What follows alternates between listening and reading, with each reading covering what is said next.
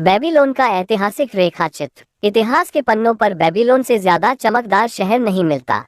इसके नाम से ही संपत्ति और ऐश्वर्य की झलक मिलती है। इसके सोने और जवाहरातों के खजाने बेशुमार थे। सामान्यतः ऐसी छवि बनती है कि ऐसा अमीर शहर किसी विलासिता की जगह में बसा होगा और इसके चारों ओर जंगल और खनिज पदार्थों के स्रोत होंगे, पर ऐसा नहीं था। ये यूरेट्स नदी के किनारे एक समतल और बंजर घाटी में बसा था। इसमें जंगल नहीं थे, खान नहीं थी, इमारत बनाने के लिए पत्थर भी नहीं थे। ये किसी व्यापार मार्ग पर भी नहीं बसा था। फसलों के लिए पर्याप्त वर्षा नहीं होती थी। बेबीलोन इस बात का उदाहरण है कि एक इंसान थोड़े से उपलब्ध संसाधनों से कितनी बड़ी सफलता प्राप्त कर सकता है। उस बड़े शहर के सारे संसाधन मनुष्यों द्वारा विकसित किए गए थे। इसकी सारी संपत्ति इंसानों द्वारा बनाई गई थी। बेबीलोन के पास सिर्फ दो प्राकृतिक संसाधन थे, उपजाऊ जमीन और नदी में पानी। उस समय की सबसे बड़ी इंजीनियरिंग सफलता को अंजाम देते हुए बेबीलोन के इंजीनियरों ने उस नदी के पानी को बांधों और नहरों द्वारा नया रास्ता दिया। उन नहरों ने दूर दूर तक बंजर धरती को पानी देकर उपजाऊ बना डाला। यह इतिहास में इंजीनियरिंग की सबसे पहली सफलताओं में से एक माना जाता है। लहलहाती फसलें इसी सिंचाई की तकनीक का परिणाम थीं, जिसे उस समय तक दुनिया ने कभी नहीं देखा था। सौभाग्य से अपने लंबे अस्तित्व के दौरान बेबीलोन पर ऐसे राजाओं ने राज किया जिन्होंने युद्ध और लूट को पराश्रय नहीं दिया। हालांकि वे कई युद्धों में शामिल हुए, पर उनमें से अधिकतर युद्ध दूसरे देशों के उन महत्वाकांक्षी शासकों से हुए जो बेबीलोन के खजानों को हड़पना चाहते थे। बेबीलोन के अद्भुत राजा इतिहास में अपनी समझदारी, पुरुषार्थ और न्यायप्रियता के कारण जाने जाते हैं। बेबीलोन ने कभी ऐसे राजा नहीं पैदा किए जिन्होंने अपने अहंकार की तृप्ति के लिए दुनिया पर जीत हासिल करने की कोशिश की ताकि सारे देश उन्हें सम्मान दे सकें। शहर के रूप में बेबीलोन का अब अस्तित्व नहीं है। जिन मानवीय शक्तियों ने इस शहर को बनाया और हजारों सालों तक संभाला, उनके जाने के बाद ये शहर खंडहर बन गया। अभी इस शहर का स्थान एशिया में स्वेज नहर से 600 मील दूर पूरब में पर्शियन खाड़ी के उत्तर में है। यह एरिजोना के यूमा की तरह भूमध्य रेखा से 30 डिग्री ऊपर अक्षांश पर है। इसकी जलवायु भी इस अमरीकी शहर की तरह गर्म और सूखी है। यूरेट्स की घाटी, जो कभी घनी आबादी वाली उपजाऊ जमीन थी, आज फिर से एक बंजर धरती है। यहाँ की हल्की घास और रेगिस्तानी झाड़ियाँ हवा में उड़ती रेत से सामना करके किसी तरह जिंदा रहती हैं।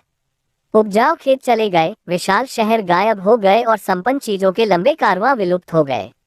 अरबों के खानाबदोश दस्ते ही यहाँ बचे हैं। क्रिश्चियन युग की शुरुआत से अब तक ऐसा ही है। इस घाटी पर कई पहाड़ियाँ हैं। शताब्दियों तक वे यात्रियों द्वारा कुछ और नहीं माने जाते थे। बर्तनों के टुकड़ों और वर्षा भरी आंधियों के कारण पुरातत्वविद इस ओर आकर्षित हुए। यूरोपियन और अमेरिकन संग्रहालयों द्वारा आयोजित यात्राओं ने यहाँ खुदाई की और देखा कि यहाँ क्या मिलता है। यहाँ मिली चीजों से साबित बेबीलोन का ऐतिहासिक रेखाचित्र हो गया कि ये पहाड़ियाँ प्राचीन शहर है। आप इन्हें शहरों की कब्र कह सकते हैं। बेबीलोन इनमें से एक था। इस पर 20 शताब्दियों तक हवाओं ने रेगिस्तान की धूल बरसाई थी।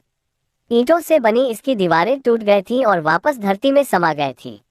महान शहर बेबीलोन आज इस हालत में है।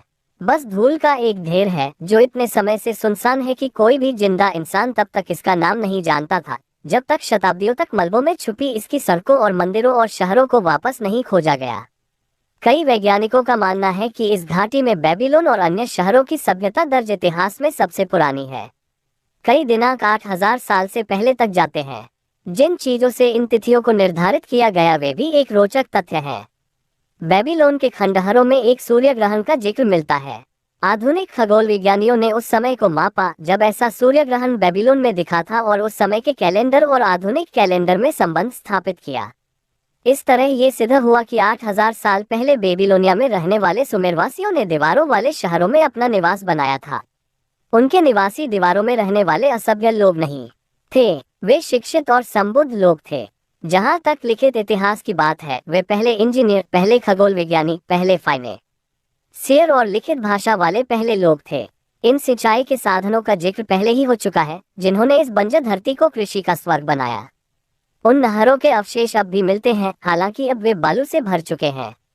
कुछ तो इतने बड़े हैं कि इन्हें पानी से खाली रखा जाए तो दर्जन भर घोड़े इसमें एक साथ दौड़ सकते हैं। आकार के मामले में वे कोलोरेडो और उत्तर की सबसे बड़ी नहरों से कम नहीं है। घाटी की जमीन को सींचने के अलावा बेबीलोनियन इंजीनियर ने इतना ही बड़ा एक और काम किया। उन्होंने नालियों का एक बड़ा के मुहाने पर जमीन के एक बड़े हिस्से को भी सिंचाई के अंतर्गत डाल दिया। हेरोडोट्स, जो एक ग्रीक इतिहासकार और यात्री थे, ने बेबीलोन की यात्रा की और वे एकमात्र बाहर के वासी हैं जिन्होंने इसका विवरण दिया है।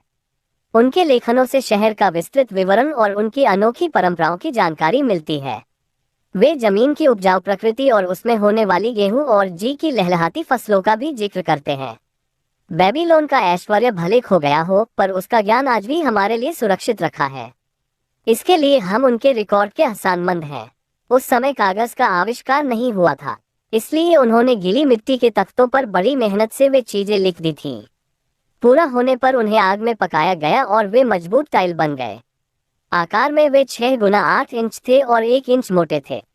मिट्टी के वे टैबलेट, उन्हें इसी नाम से जाना जाता था, उस समय उतने ही काम आते थे जितने आज लिखने के आधुनिक तरीके काम आते हैं। उन पर कहानियां, कविता, राजाज्ञा के संवाद, धरती के नियम, संपत्ति के नाम, प्रोमिसरी नोट्स और दूर शहरों में भेजे जाने वाले संदेश भी लिखे जाते थे। इन्हीं मिट्टी के टैबलेट से हमें उस समय के लोगों के बारे में अंतरंग और निजी जानकारी मिलती है।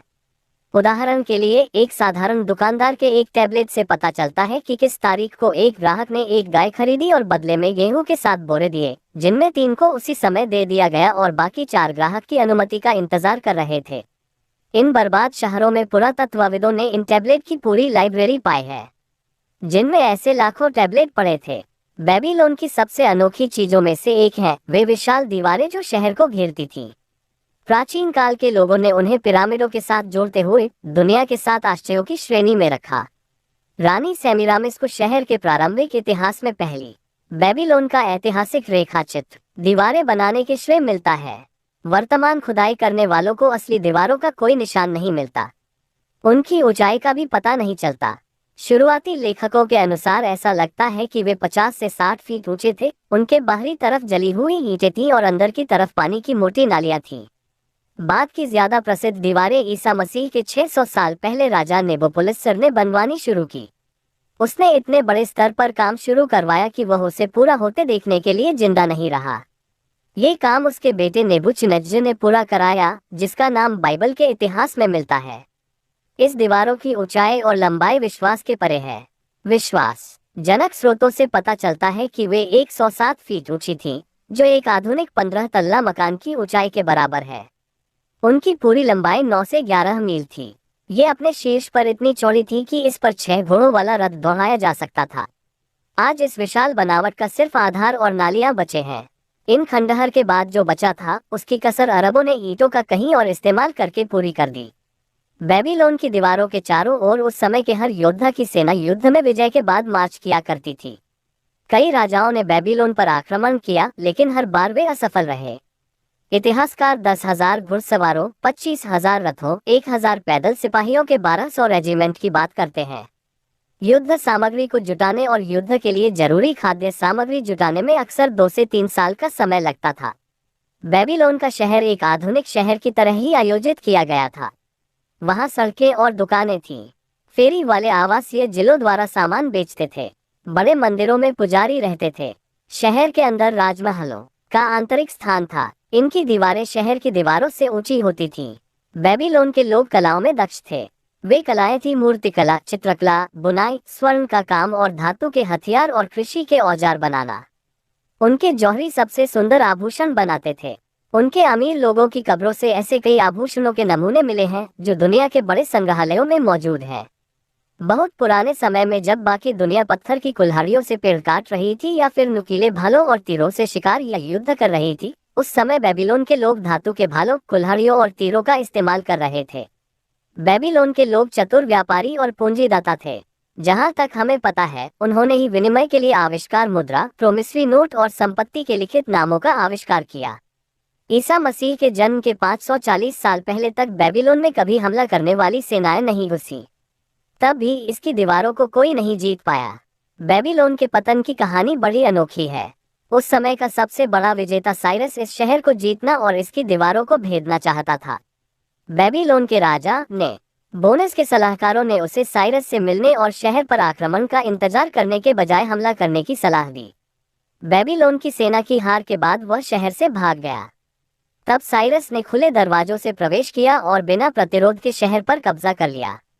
उसके बाद शहर की ताकत और इज्जत धीरे धीरे घटती गई और अगले कुछ 100 सालों बाद ये पूरी तरह वीरान हो गया और इसे हवाओं ने उसी रेगिस्तान में मिला दिया जहां से इसकी गरिमामयी शुरुआत हुई थी। बेबीलोन का पतन हो गया था। ये फिर कभी नहीं उठ पाया, लेकिन इसका सभ्यताओं पर बहुत उपकार है। समय की धारा ने मंदिरों की दीवारों को धूल में मिला दिया है, लेकिन बेबीलोन का ज्ञान आज भी जिंदा है।